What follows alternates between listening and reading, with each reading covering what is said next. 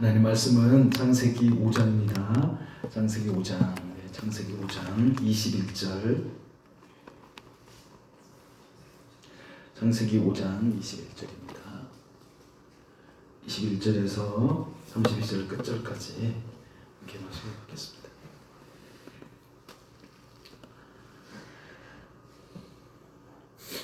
창세기 5장 21절입니다. 함께 말씀 받습니다. 에녹은 65세에 무드셀라를 낳았고 무드셀라를 낳은 후 300년을 하나님과 동행하며 자녀들을 낳았으며 365세를 살았더라. 에녹이 하나님과 동행하더니 하나님이 그를 데려가심으로 세상에 있지 아니하더라. 무드셀라는 187세에 라멕을 낳았고 라멕을 낳은 후 782년을 지내며 자녀를 낳았으며 그는 969세를 살고 죽었더라. 라멕은 182세에 아들을 낳았고 이름을 노아라 하여 이르되 여호와께서 땅을 저주하심으로 수고롭게 일하는 우리를 이 아들이 안위하리라 하였더라. 라멕은 노아를 낳은 후 595년을 지내며 자녀들을 낳았으며 그는 777세를 살고 죽었더라. 노아는 500세 된 후에 셈과 함과 야벳을 낳았더라.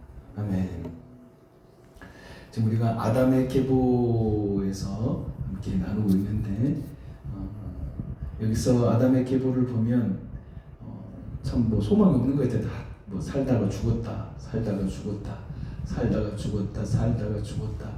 아이고 누가 보면은 뭐 이런 걸 뭐 성경에 기록했는가라고 또 생각할 수도 있을 정도로 뭐 이런 걸 기록했을까라고 사람들 생각할 수도 있고, 그렇지만 하나님은 성경의 1.1핵도 그 하나도 하나님의 의도된 하나님의 계획이 없는 게 없어요. 하나님의 계획이 다 숨겨져 있고 하나님의 뜻하신 바가 성경 속에 다 기록이 된 것이죠. 그래서 오늘 본문에서도 죽었다라 하면은 우리에게 절망과 같지만 죽었다라는 그 말 속에는 그 뒤에 뭔가가 있을 것 같잖아요. 하나님은 그걸 우리에게 주시고자 하시는 거죠. 죽음 이후에 생명을 우리에게 주시고자 하시는 하나님의 놀라운 계획과 뜻이 오늘 본문에 있는 것이죠. 이 족보는 참 중요해요.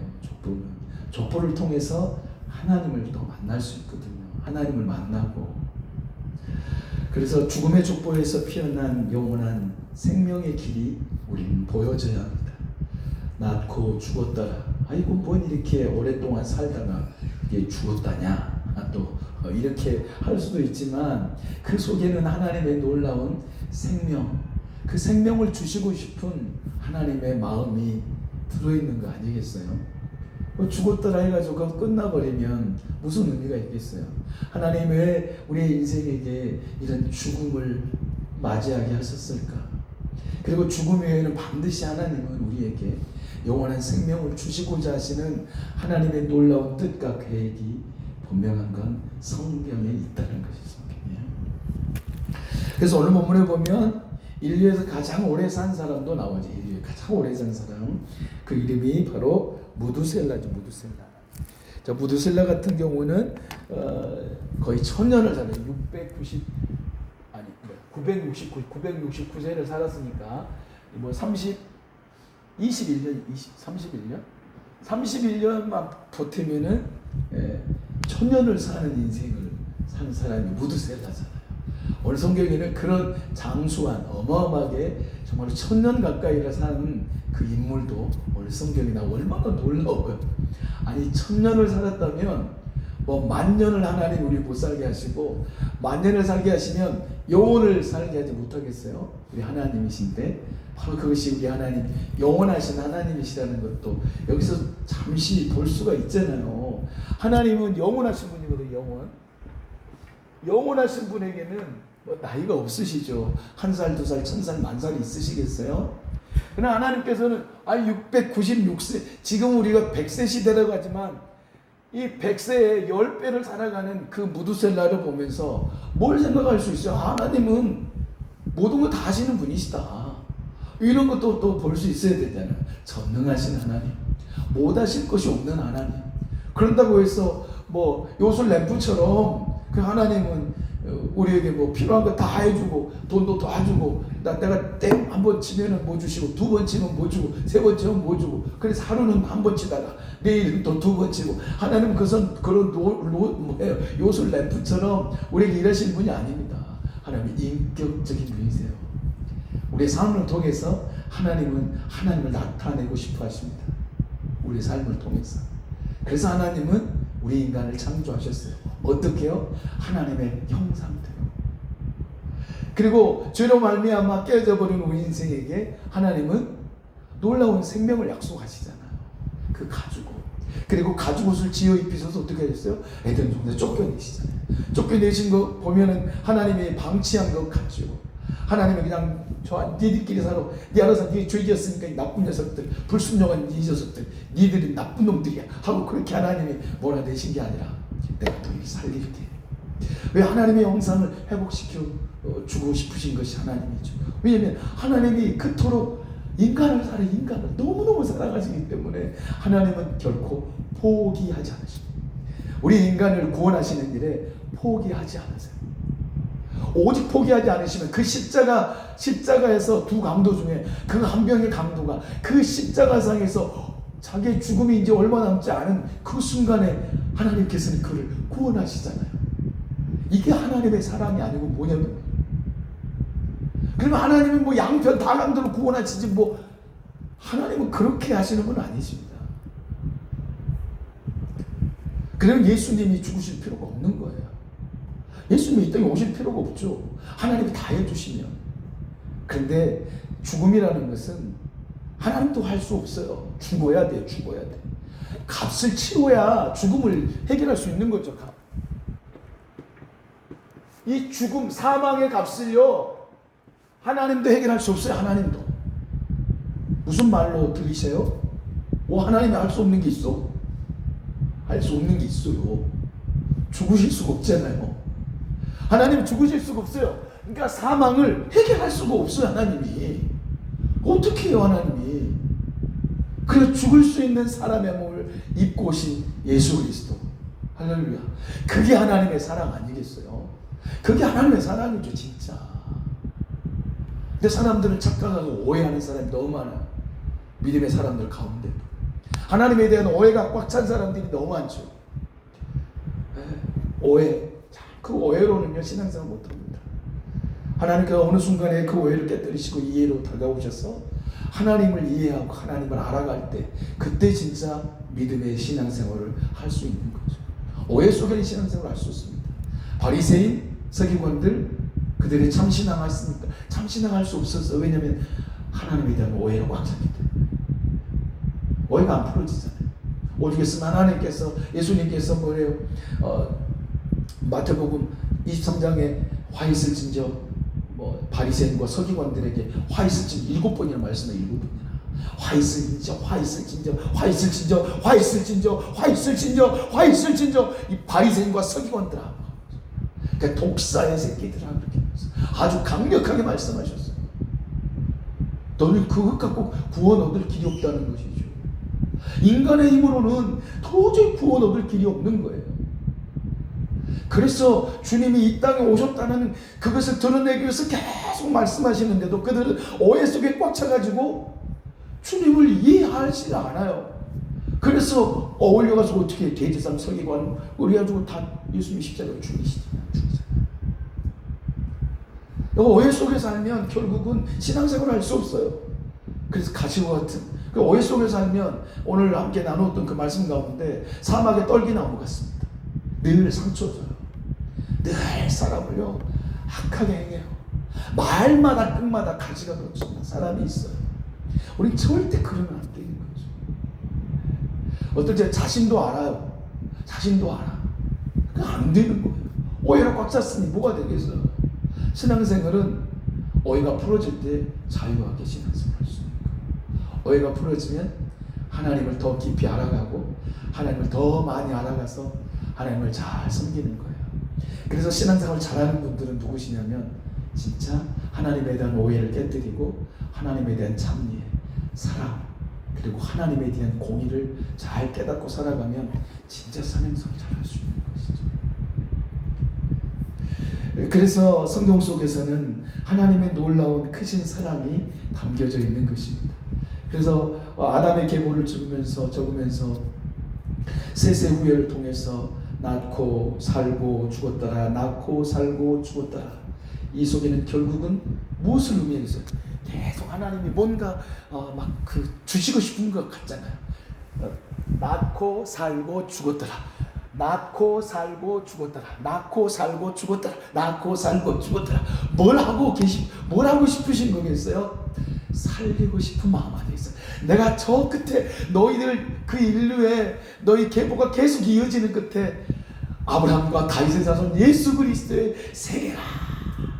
그 순간을 하나님이 우리에게 주고 싶은 그 마음 아니시겠어요? 그 하나님의 마음을 읽는다면 성경을 읽을 때도 눈이 열려지는 거죠. 성경이 깨달아지고 알아지고 어려운 내용도 넘어갔지만 어느 때인가 깨달아지고 그렇구나. 하나님이 이런 분이시구나. 그래서 믿음이 어떻게 납니까? 믿음이? 그럴 때 어떻게 믿음이 성숙하냐면 믿음은 머무는 게 아니거든요. 믿음은 머물러 있는 게 아니고 믿음은 계속 자라게 돼 있어요. 성장하게 돼 있습니다. 믿음은 성장한다. 믿음은 성장합니다. 믿음은 결코 떨어지지 않습니다. 믿음은 계속 올라가. 그게 믿음이에요. 예수 그리스도의 그 장성한 분량까지 가는 것이 우리의 믿음이에요. 우리가 예수 그리스도가 되는 게 아니라 그분과 같이 그분의 삶을 그분과 함께 살아가는 거죠. 때로는 고통하고 아픔이 있고 올라가는 것 같다 다시 내려가고 이게 믿음이에요. 근데 계속 올라가는 거죠. 이게 참 믿음이에요. 이게 이 삶을 살아가는 하나님에 대한 성경에 대한 오해 속에 꽉 찬 이들의 삶이 아니라 성경의 오해, 하나님에 대한 오해가 풀어지고 자유해서 믿음으로 계속 성장하는 곡선입니다. 곡선이 아니고 곡선이에요. 결국은 직선이죠. 이건 결국은 점들이 선이 되잖아요. 점들이 확대하면 결국은 직선이 되는 거예요. 믿음은 결국은 상향선이에요. 그래서 우리의 믿음이 상형선인가 아니면 내가 하향선인가. 그래도 하향선이라 할지라도 다시 올라가는 게 참 믿음이죠. 믿음. 헌금을 많이 하고 예배를 잘 드리는 거 물론 그것도 믿음일 수 있지만 그걸로 믿음을 판단하는 게 아닙니다. 눈으로 보여주는 것을 판단하는 게 아니라 내 심령이 하나님과 어떤 관계 속에서 내가 하나님에 대한 어떤 오해가 풀어지고 만약 1000개의 오해가 있어요. 1000개 하나님에 대해서 1000개 오해가 있는데 날마다 하나씩 딱 깨뜨리는 거예요. 그럼 어떻게 되겠어요? 이의가 풍성해. 이의가 만약에 1000개 대 지금 한 개 이게 오해 이게 이해예요. 내가 하나님에 대한 이해가 1이요. 그 믿음이 커요, 작아요? 이것을 우리가 평가할 때 작은 거죠. 근데 하나님에 대한 오해가 하나씩 깨뜨려요. 99개 아니 999 여기는 하나 넘어가죠. 2 그리고 뭐 900 하면 여기는 100 여기가 100이면 여기는 900 어떻게 되죠? 점점 성장하는 거죠. 그래서 이제는 이 오해들이 이 큰 것으로 인해서 다 사라지고 무마가 되는 거예요. 이 큰 것으로 움직이잖아요. 큰 것으로. 자석이 큰 것도 없고 작은 것하고 뭐에 끌려가죠? 큰 것에 작은 것이 끌려가는 거예요. 우리가 이해가 크면요 오해는 어느 순간 이해로 바꿔져 버려요. 왜요? 진짜 참 믿음의 길을 가잖아요. 만약에 60에 60 여기는 40이고 오해가 40이요. 그럼 60이 끌고 가는 거예요. 가다가 보니까 점점 떨어지는 거예요. 그래 30으로 떨어지고 20 떨어지고 이게 믿음의 생활이다. 그냥 저는 숫자 적으로 그냥 말하는 거죠. 그냥 저의 생각일 뿐이에요. 믿음이 어떻게 숫자로 평가하겠습니까? 그럴 수 없죠. 네. 그렇지만 우리의 믿음은 아니 하나님이 왜 사망을 주셨냐고 아니 그냥 왜 하나님 피곤하시지 않아요? 그런 사람 진짜 많아요. 좀 삐딱하신 분 있죠. 삐딱한 신앙에서 말하는 삐딱 뭐 이렇게 아니 궁금증은 가져도 되는데 왠지 막 삐딱한 거로 그런 사람들은 어떤 사람? 오해로 완전히 찌드는 사람. 그래서 평가하는 거예요.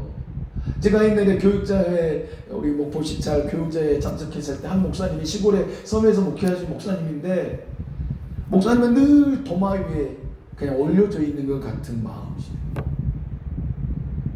한 분이 막 목사님한테 나이를 도마 위에 뭐예요? 막 요리하자 요리. 평가하는 거. 그때 정말로 가슴 아파하는 목사님의 설교 제가 그때 울었어요. 너무 마음이 아파서. 그분이 바꿔줘야겠죠. 안타깝잖아요. 그런 일도 있습니다. 또 뭐 우리 인간의 살아가는 삶 속에서 그런 사람이 진짜 많죠. 오해하고 그래서 또 막 서로 갈등으로 힘들어하는 사람이 우리 인생이에요. 인생. 죄로 말미암는 우리 인생 그럴 수밖에 없어요. 그 목사님도 마찬가지로 그 삶을 그 삶 속에 살아가시는 거죠. 하나님께서 주신 그 사역을 하면서 그런 일들이 오는 거죠. 뭐 교회 안에 그런 일이 왜 없겠어요? 힘들고 어려운 일이 왜 없겠냐고요. 우리 인생살이 아니 먹개 속에서 왜 없겠어요? 죽을 고생할 때도 있고 죽을 고비를 넘길 때도 있고 수없는 핍박과 뭐 어둠 뭐 멱살을 잡고 그런 난리치는 그런 일들도 듣기도 하잖아요. 막 그런 소문을 듣기도 하고.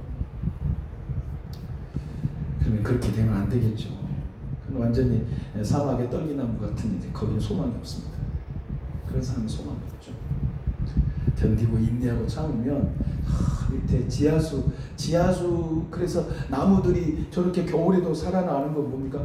그들도 이제까지 물을 다 몸에 다 쌓아놓은 거예요. 쌓아놓은 거. 그래서 겨울에 그 얼어붙었던 자신의 몸, 그 자기에게 갖고 있는 그 몸에 있는 자기의 나무에 있는 물들이 조금씩 이제 분배하는 거 아니에요. 예. 지금 나무 한번 꺾어보세요. 다 막 뭐예요? 진이 나와요. 진.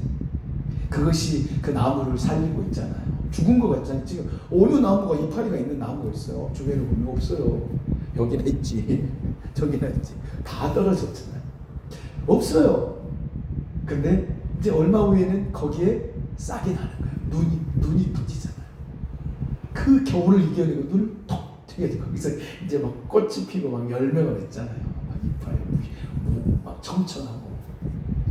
우리의 믿음이 진짜 그런 견고한 믿음이 됐으면 좋겠습니다. 그러려면 내 성경에 대한 오해를 풀어야 돼요. 그 오해는 뭐냐면 믿음이 하나님을 요구하시는 거죠. 받아들일 때 하나님의 마음으로 성경을 보면 하나님의 마음으로 느껴지는 거죠. 그리고 하나님께서 내게 하신 말씀이다 하면 누구 비방할 수가 없죠. 누구를 비방하겠어요?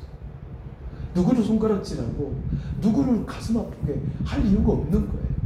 하나님이 나를 이토록 사랑하셨는데 하나님께서 이 아담의 계보를 통해서 우리에게 뭘 말씀하시는 거예요? 생명의 계보를 우리에게 주시기로 약속이 들어가 있네. 다 성경에는 창세기 1장부터 요한계시록 22장까지 생명 내 생명 결국 그 생명은 뭡니까? 사랑입니다. 사랑이죠. 생명은 사랑이에요. 생명이 그런 찬양들 생명이 생명을 낳고 또 뭐 그런 찬양 있어요.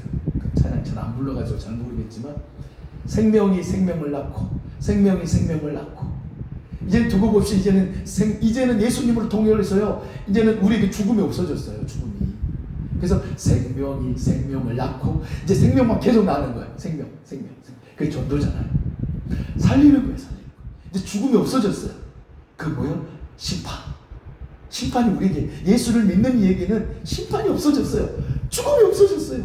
육체의 죽음은 있지만 영혼의 죽음 하나님과 단절이 끝난 거예요. 예수 그리스도를 믿음으로 말미암아. 그래서 생명은 생명 낳고 생명은 생명 낳고 낳고 하나님이 이걸 우리에게 주시고자 하시는 놀라운 소식이 바로 성경이고 오늘 본문의 내용이 아니냐 그 말이죠. 할렐루야. 하나님 우리에게 생명을 주시기 위한 놀라운 계획이 성경 속에 숨어져 있는 거예요. 어느 속에서도 다 숨어져 있는 거예요. 아니 진짜 뭐예요? 선지서를 읽어보니까 뭐 늘 읽지만 다시 읽어보니 지금 선지서 읽고 있거든요. 선지서를 읽고 있는데 그 속에서 하나님이 말씀하시니라 하나님이 여호와 하나님이 이르시되 말씀하시다 계속 말씀하신다는 거예요. 왜 말씀하실까요? 말씀은 생명이기 때문에 그들에게 생명을 선포하시는 거예요. 너희 생명을 가져라. 생명을. 죽음과 같은 우상 숭배에 깨뜨려버리고 생명이신 예수 그리스도, 생명이신 하나님 여호와 하나님, 너희를 저 종되었던 애굽에서 고통에서 자유케 한 나 여호와 하나님의 말을 들어라. 그래서 수많은 선지자를 보내시잖아요. 수많은 선지자들. 왜냐하면 우리에게 생명을 주시기 위해서 생명을.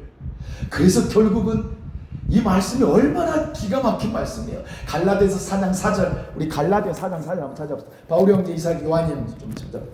갈라디아서 4장 4절, 늘 우리가 함께 하는 말씀이에요. 갈라디아서 4장 4절 외워버리세요. 4절 5절 한번 306쪽 제가 가지고 있는 성경 306쪽 신약성경 갈라디아서 4장 4절 5절 한번 읽어보겠습니다.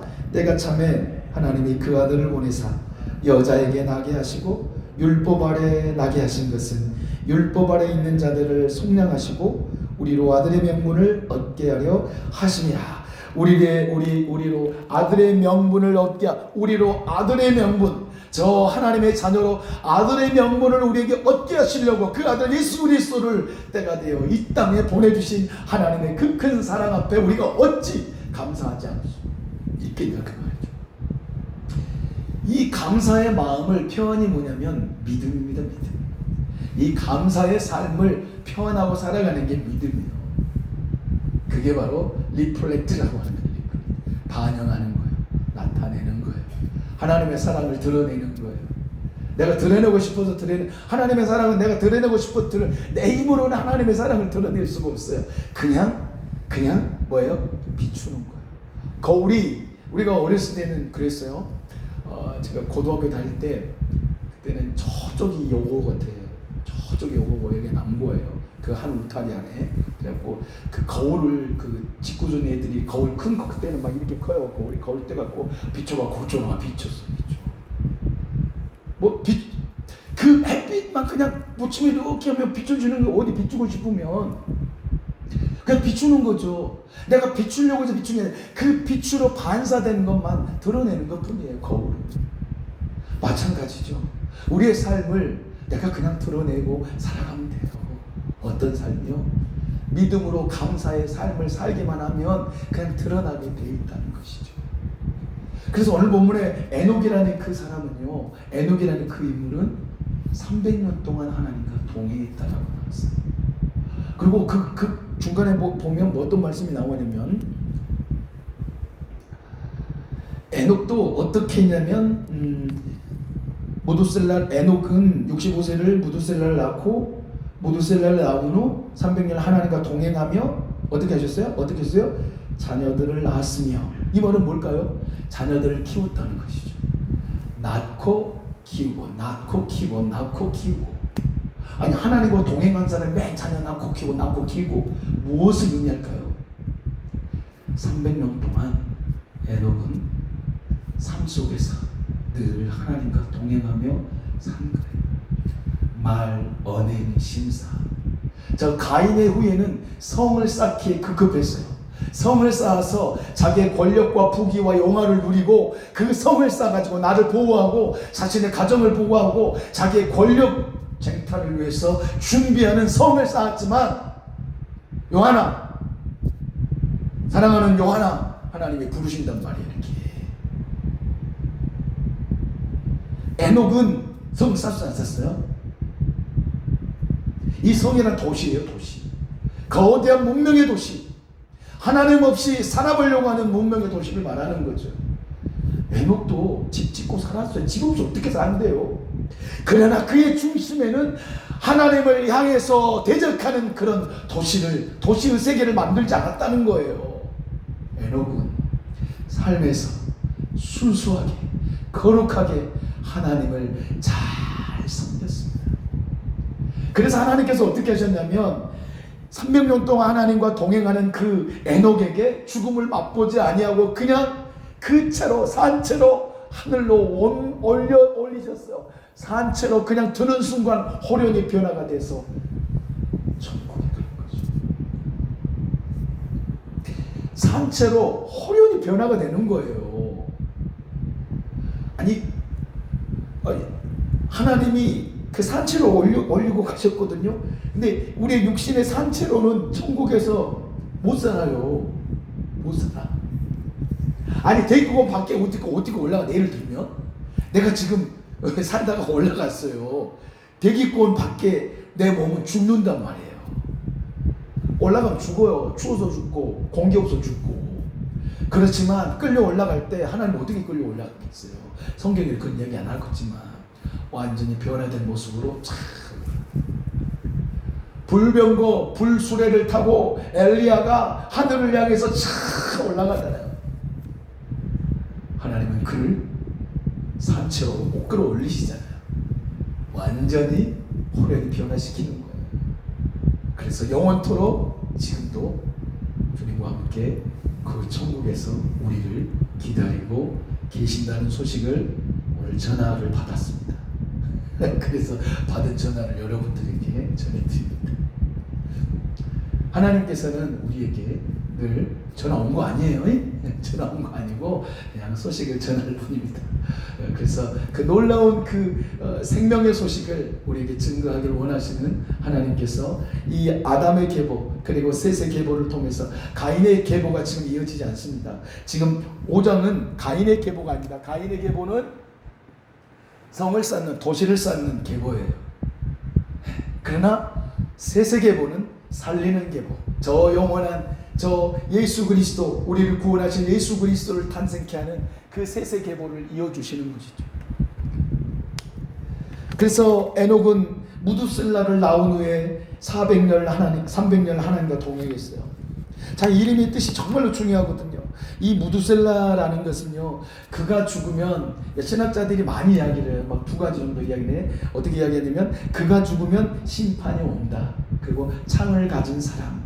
이렇게 표현을 하고 있는데, 대부분 공통적으로 어떤 이야기를 하냐면, 다 그가 죽으면 심판이 온다. 그가 죽으면 심판이 온다. 다시 말하면, 이 무두셀라를 그때, 무두셀라가 죽는 그때, 하나님께서 노아의 홍수를 주신 거예요. 그때 심판이 오는 거예요. 에녹은 뭘 봤냐면 하나님의 심판의 날을 봤어요. 두려운 마음으로 날마다 에녹은 살았어요. 그러니까 어떻게 했냐면 300년 동안 하나님과 동행할 수 있었어요.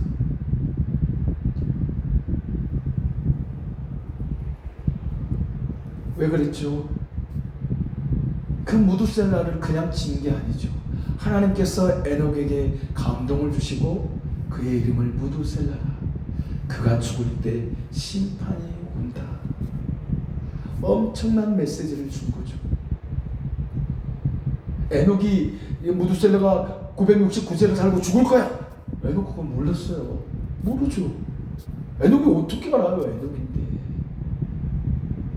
그런데 하나님께서 에녹의 마음속에 거룩한 경건한 마음을 주셔서 무두셀라라. 그가 죽음이 올 때 심판이 올 거다. 그가 죽으면 심판이 올 거다. 결국은 심판이 왔습니다. 노아의 때, 노아의 홍수. 그리고 그 계보를 보면 오늘 본문에서 에녹이 나오잖아요. 에녹이 나오고 그 다음에 누구예요? 그 누구? 무두셀라. 그리고 무두셀라 다음에 누구죠? 라멕이에요. 여기는 가인의 후손 라멕 아닙니다. 예, 라멕이 또 나오잖아요. 라멕 다음에 노아예요. 노아. 자, 무두셀라는 할아버지, 노아의 할아버지잖아요. 노아 할아버지 배를 짓는다. 노아 할아버지 배를 짓는다. 하나님께서 놀라운 노아 이 한 사람을 하나님이 또 택하시잖아요. 부르시잖아요. 하나님의 계획은요 너무 신비롭습니다.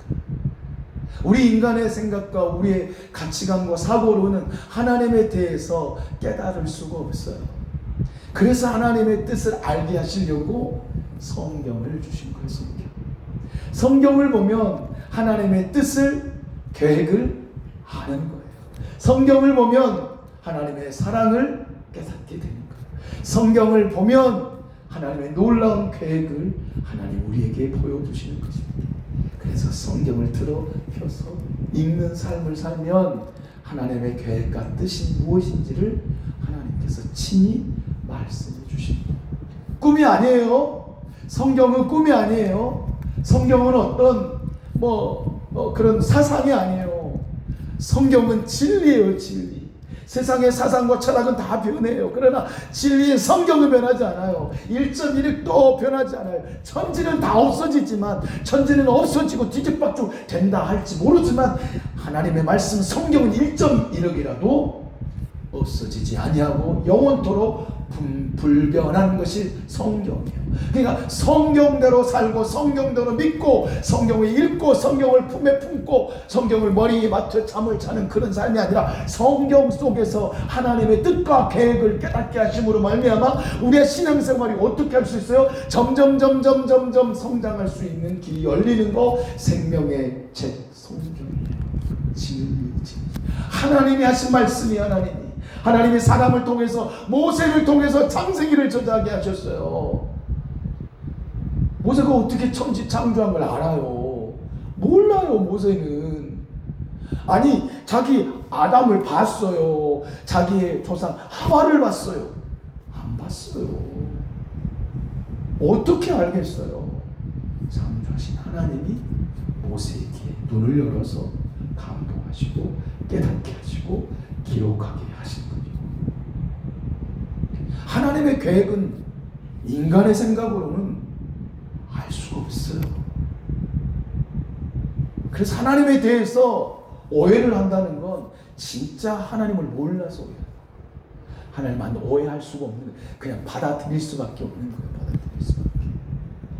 받아들일 수밖에 없는 게 하나님이에요. 그럴 수밖에 없는 거거든요. 그분이 하나님이시다. 왜냐하면 하나님은 우리 인간을 하나님의 형상대로 지으셨거든요. 그래서 우리 인간은 하나님의 형상, 하나님이 우리에게 생기를 불어 영혼을 만드시고 그 하나님을 어찌 우리 인간이 하나님을 떠나 살 수가 있겠습니까? 하나님을 인간은 떠나 살 수가 없는 거예요. 왜냐하면 하나님의 형상대로 지음받았기 때문에.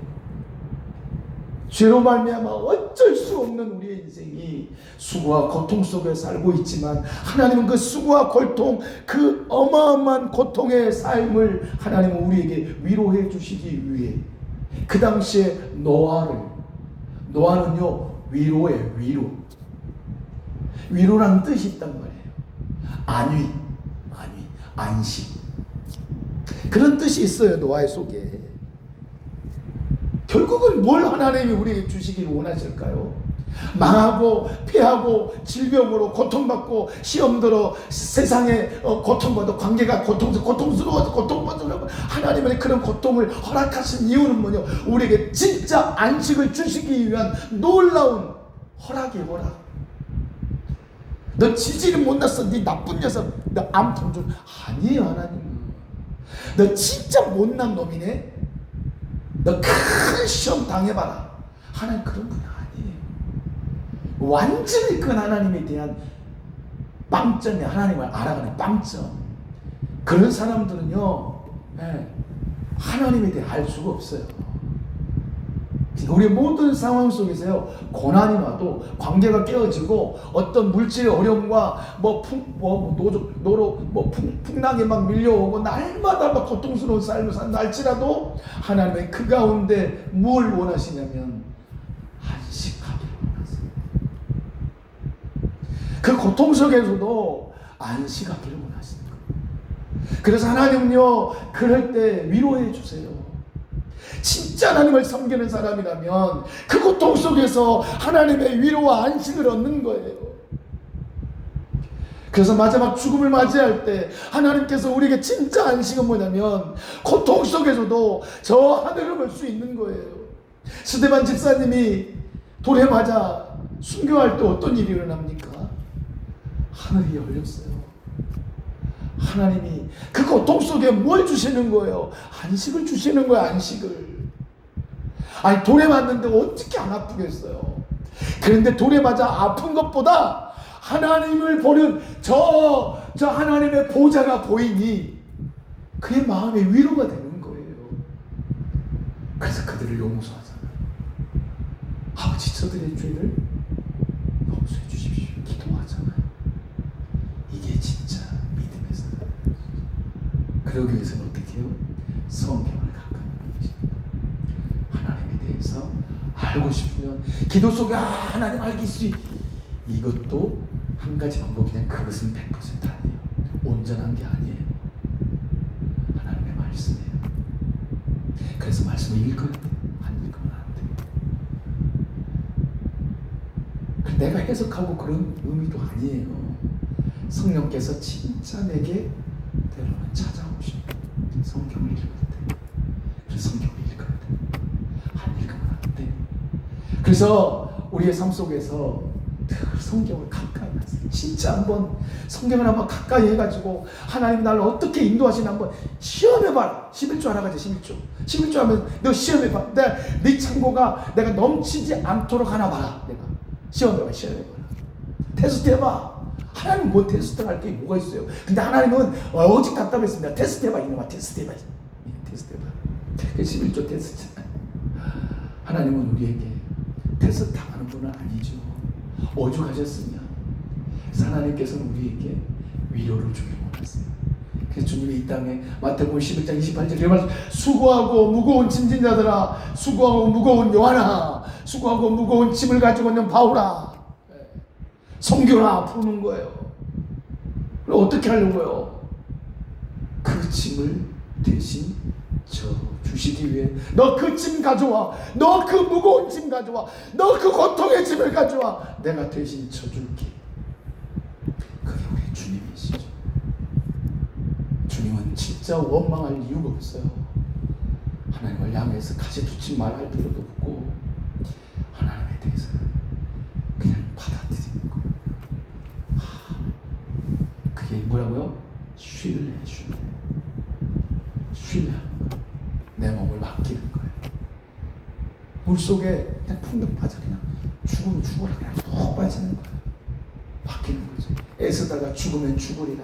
그게 바로 신뢰예요. 느부갓네살 그 왕 앞에 풀무불이 7배나 더 뜨거운 그 군병들이 다니엘의 세 친구를 그 풀무불에 들어갈 때 그들이 들어가기 전에 다 타서 죽어버려 군인들이. 근데 이 세 친구는 어떻게 돼요? 그 속에서 평안함을 누리잖아요. 그게 신뢰예요. 근데 신뢰는 뭐냐면 어떤 게 신뢰예요? 그리 아니하실지라도 그렇게 행하지 아니하실지라도 이게 진짜 신뢰입니다. 느부갓네살 왕이요, 우리가 믿는 하나님은 결코 우리를 저 풀무불에 죽게 하지 않을 것입니다. 그런다 할지라도, 우리를 죽인다고 할지라도 우리는 왕의 신상 앞에 절할 수가 없습니다. 이게 진짜 믿음인 거예요. 이게 진짜 신뢰예요. 이게 신뢰죠. 신뢰가 뭐예요? 하나님 뭐 해주면 하나님 신뢰할게요. 하나님 나 병 고쳐줘. 신뢰할, 이게 신뢰가 아니란 말이죠. 신뢰는 그리 아니하실지라도 하나님을 내가 사랑합니다. 그리 아니하실지라도 내가 주를 위해 내 삶을 던져드립니다. 그리 아니하실지라도 말이죠. 이게 굉장히 우리에게 신뢰를 주는, 신뢰가 무엇인가를 우리에게 보여주고 약속해준 말씀이 있잖아요. 지금 우리 함께 기도하십시다.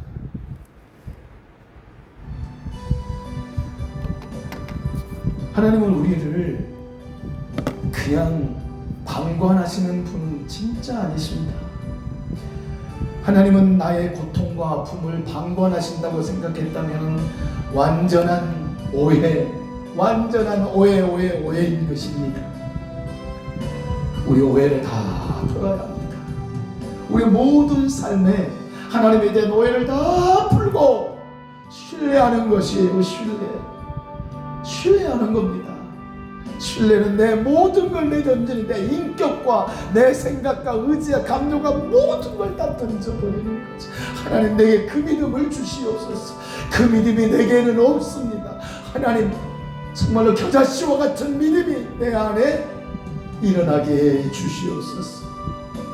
겨자씨 같은 믿음이 내 심령에 솟아나게 해 주셨어. 하나님을 신뢰하고 또 신뢰하고 또 신뢰하고 또 신뢰하는 내게 그러한 믿음을 주시옵소서. 우리 주여 삼창하고 기도하고 질병으로 고통하는 성도들을 위해 잠시 기도하겠습니다. 하나님, 우리 아버지 정말 감사합니다. 하나님을 신뢰하고 살기를 원합니다.